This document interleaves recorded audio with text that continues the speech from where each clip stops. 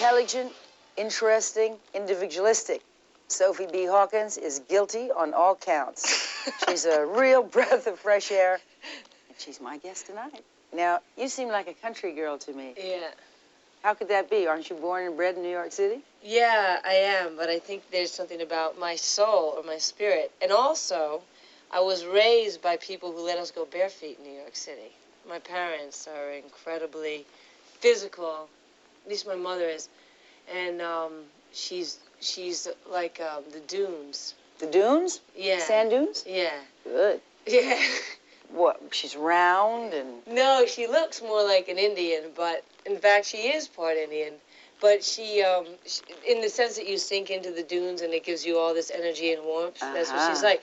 So growing up, having her, and then having this Central Park, you know, yeah, and then having all the streets and all the the different kinds of kids, like, you know, you mentioned the word tribes, untamable, wild children.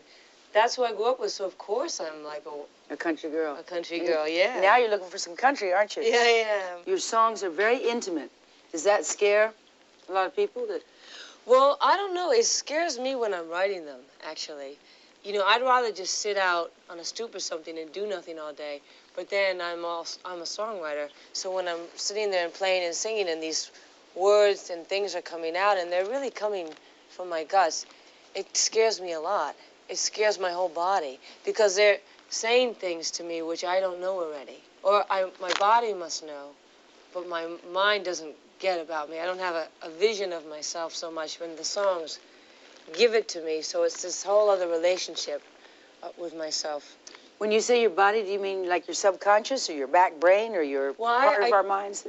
I guess that I feel it. I feel it coming out of here, and sometimes, and it comes up from here, and it makes me cry a lot when I'm singing, and it's very physical because, you know, being on a piano is like the ocean. It sounds like so big, and it surrounds me, and then these tones are coming out of my voice, and I was never a singer. I wasn't raised to be a musician, you see. I was raised to be nothing.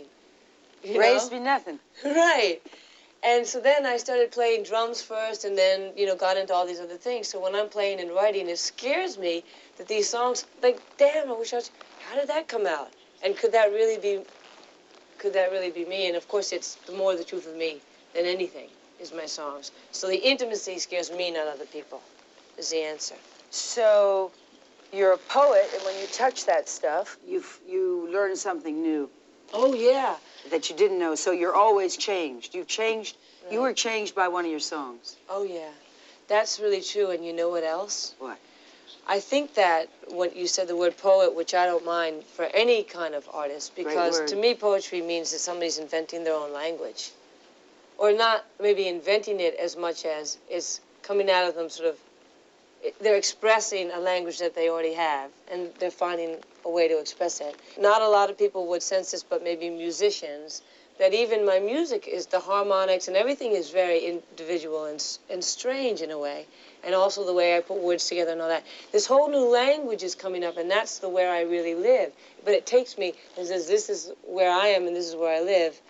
And it takes me out of my ideas of myself. And then when I'm on stage and I'm singing them, I'm completely myself and not who I thought I was. Rather than a lot of performers who I think are their idea of themselves. That's what's very interesting about them performing them. So they imitate themselves, you mean, when they get up? Instead of being new, made anew, they imitate. They get somebody to show them how to go, you know, to kick here and do that and all that. Right. So that makes it so it's somebody else's language altogether. But what more and more, and I'm performing just acoustically for the longest time, and I hate rehearsals, and just like learn the harmonies. I have a minimal rehearsal so that they learn, like learning a standard, what the song is. And then when we get on stage, surprises happen all the time, and I encourage it.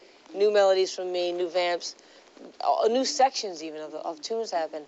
And that's having to live really in what I'm saying, this self that is really myself, rather than, you know, me walking into your room and I'm Sophie and I want you to know. I want to be palatable at least. I can't be palatable in my music or on stage. Turn on to Lauren Hutton and Dr. Leonard Jeffries. You won't be sorry. Tomorrow.